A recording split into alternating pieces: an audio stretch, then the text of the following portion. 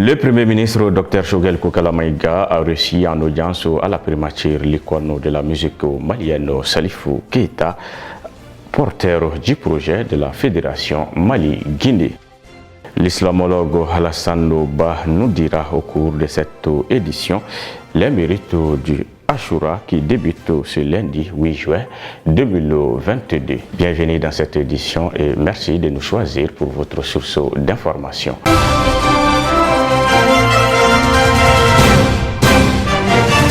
Le Premier ministre Dr Choguel Kokala Maïga a reçu en audience le lundi 1er août 2022 l'artiste Salifou Keita, membre du Conseil national de transition, au menu des échanges le projet de parachèvement de la fédération qui unira la Guinée et le Mali, dont se propose de relancer le réunion de la musique malienne de renommée internationale. Suivant les commentaires.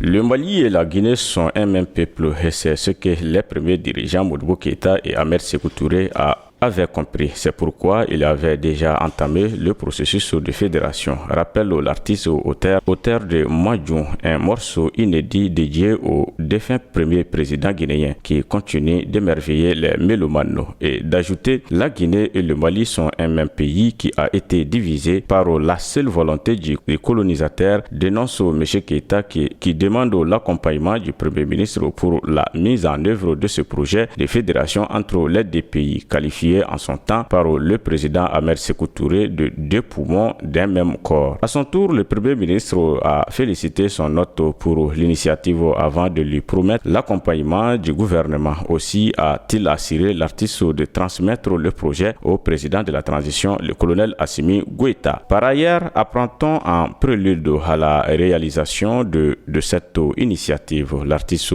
ambitionné organise un séminaire artistique et culturel à Kourémali, ville frontalière entre le Mali et la Guinée, où cohabitent les membres des mêmes familles et leurs enfants fréquentent les mêmes écoles, afin de consacrer l'union des peuples avant les actes politiques refondateurs. Il faut noter également que l'international malien était en Guinée récemment pour prendre part à l'événement 48 heures pour la Guinée, où il a été reçu par le président de la transition, le colonel Mamadi Doumbouya. Ce lundi 8 juin 2022 correspond au jour d'Ashura. Cette date commémore la victoire du vrai sur le faux. Il marque un fait historique qui est la sortie d'Égypte des enfants d'Israël par le prophète Moïse. Nous en parlons ce soir avec l'islamologue Alassane Ba. Il est au micro d'Aïssata Maïga. Le mot Ashura vient de Ashara, son origine c'est de Ashara qui veut dire 10. Donc c'est la commémoration du 10e jour du mois El-Muharram, le premier mois du calendrier musulman, qui en fait symbolise deux événements majeurs en islam. Le premier événement c'est le voyage du prophète de la Mecque à Médine, qui a vraiment toute sa valeur et son importance spirituelle. Il y a également la victoire du peuple d'Israël, notamment la communauté de Moïse, alayhi salatu wassalam, sur le grand dictateur du Coran, le pharaon, Ramsès II. Il est celui qui avait justement pris les enfants d'Israël comme esclaves. Donc Moussa est venu libérer son peuple de la dictature de Pharaon. Ce jour-là symbolise la libération de ce peuple d'Israël qui, en fait, dans un hadith authentique, le prophète nous dit, sallallahu alayhi wa sallam, lorsqu'il est venu à Médine, il a demandé à la communauté juive, qui était une communauté voisine à notre prophète, pourquoi vous vénérez tant, vous gênez le jour de Ashura. Ils ont répondu que ce jour-là symbolise la victoire de Moïse sur Pharaon. Et justement, c'est la victoire de la justice sur l'injustice. Et le premier enseignement qu'on peut tirer de Ashura, c'est que, quelle que soit l'allure de l'injustice, un jour, elle sera rattrapée par la justice et la justice triomphera. Ceci est la promesse d'Allah subhanahu wa ta'ala. Le premier acte recommandé, c'est celui que le prophète lui-même a fait, sallallahu alayhi wa sallam. Il s'agit de jeûner ces jours-là, Ashura, Yom Ashura. Le jeûne de Ashura, dans un hadith quasiment authentique aussi, expie les péchés de l'année. Les éléments ont dit, ces péchés-là sont de la catégorie des péchés non majeurs. Les péchés majeurs sont expiés. Le fait que le serviteur se repentisse complètement vers Allah subhanahu wa ta'ala. Donc, ces péchés mineurs sont expiés, pardonnés, en gênant le jour de Ashura. Il y a également un fait très très important. Le prophète, malgré que cette sunna du prophète sallallahu alayhi wa sallam a son origine, le fait que les juifs avaient la même pratique, mais il a tant souhaité mettre une différence entre lui, sa pratique, et celle des juifs. Donc il a demandé à ce qu'on gêne un jour avant Ashura ou un jour après Ashura, c'est-à-dire le Tassoua, le 9e jour et le 10e jour, ou le 10e jour et le 11e jour.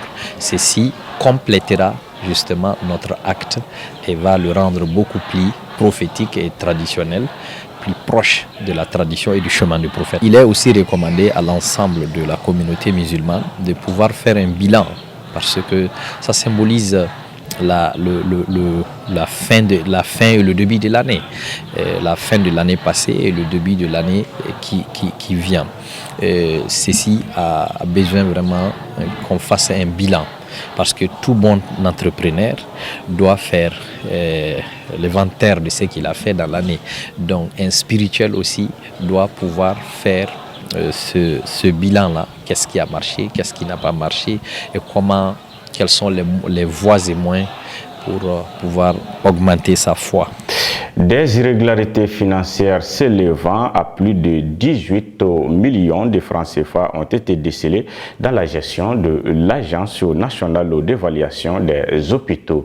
C'est ce qui ressort au rapport de vérification financière du bureau du vérificateur général au titre des exercices 2018, 2019, 2020 et 2021, premier semestre. Écoutons Abdou Ouattara. Les travaux de vérification ont concerné les dépenses exécutées sur les subventions de l'État et des partenaires techniques et financiers, ainsi que les actes d'administration et de gestion. La présente mission fait suite à une saisine du ministère de la Santé et des Affaires sociales. À titre de rappel, l'Agence nationale d'évaluation des hôpitaux a été créée par l'article 50 le 22 juillet 2022, portant loi hospitalière modifiée par la loi numéro 2018-050 du 11 juillet 2018, placée sous la tutelle du ministre chargé de la Santé, est investie de la mission d'évaluation de la performance et de la qualité des soins des hôpitaux, des districts sanitaires, ainsi que de l'élaboration de la dissémination des référentiels dont la mise en œuvre contribue à l'amélioration de l'accueil, de la prise en charge des urgences, de l'hygiène hospitalière, de la maintenance des équipements, de la gestion des médicaments. Il ressort des comptes administratifs que l'Agence nationale d'évaluation des hôpitaux a exécuté au cours de la période sous revue 822 milliards 44 270 francs CFA au titre des dépenses de fonctionnement, soit respectivement 249 772 970 francs CFA en 2018, 277 149 076 francs CFA en 2019 et 295 22 224 francs CFA en 2020. Pour remédier à ces irrégularités, le vérificateur général M. Samba Alhamdou Babi a recommandé au président du conseil d'administration de veiller à la tenue des sessions conformément à la réglementation et à la prise d'une résolution relative à l'octroi des jetons de présence aux administrateurs. Au directeur général, il a dit de veiller à la désignation des intérimaires en cas d'absence des titulaires de poste, à la régularité des pièces justificatives des dépenses et à la mise en place d'un système archivage adopté et sécurisé. Le directeur général doit en outre faire viser les ordres de mission par les autorités compétentes. Quant à l'agence comptable, il doit tenir la comptabilité générale. Les régisseurs d'avance doivent s'assurer de la régularité des pièces justificatives des dépenses. Le montant total des irrégularités financières ci-dessous s'élève à 18 269 000 francs CFA. Le vérificateur général a dénoncé au procureur de la République près du tribunal de grande instance de la commune 3 du district de Bamako, chargé du pôle économique et financier, les irrégularités relatives au paiement des jetons de présence indus pour un montant de 5 490 000 francs CFA et d'indemnités de déplacement et des missions indues d'un montant de 12 779 000 francs CFA. L'Agence nationale de la circulation routière a recensé 9 085 cas d'accidents de la route en 2021. 736 personnes sont mortes contre 622 en 2020. Il ambitionne d'intensifier les efforts de sensibilisation pour prévenir les accidents de la voie publique. Abdou Ouattara. Sur une cinquantaine d'activités programmées en 2022 par l'Agence nationale de la sécurité routière, 36 ont été exécutées ou sont en cours d'exécution, soit un taux d'exécution de 73%. 13 n'ont pas été exécutées, soit un taux non-exécution de 27%. Sur son budget total équilibré en recettes et en dépenses à un peu plus de 2,5 milliards de francs CFA. L'ANASER a mobilisé un peu plus de 977,4 millions de francs CFA, soit un taux de mobilisation de 38,28%. Ces informations ont été fournies aux administrateurs de l'établissement à la faveur de sa 23e session ordinaire du conseil d'administration tenue hier sous la présence du président du conseil d'administration de l'ANASER, le contrôleur général de police Brahima Diarra. C'était en présence de la directrice générale de l'ANASER, Doumbia Djadji Tsako. Au cours de cette session, les administrateurs ont examiné l'état de mise en œuvre des recommandations de la 22e session. Ils ont aussi opiné sur le rapport d'activité du premier semestre de l'exercice en cours de l'exécution du budget de cette année pour la même période. Le président du conseil d'administration a précisé que le premier semestre de l'année 2022 a permis à l'ANASER d'organiser un atelier de validation des statistiques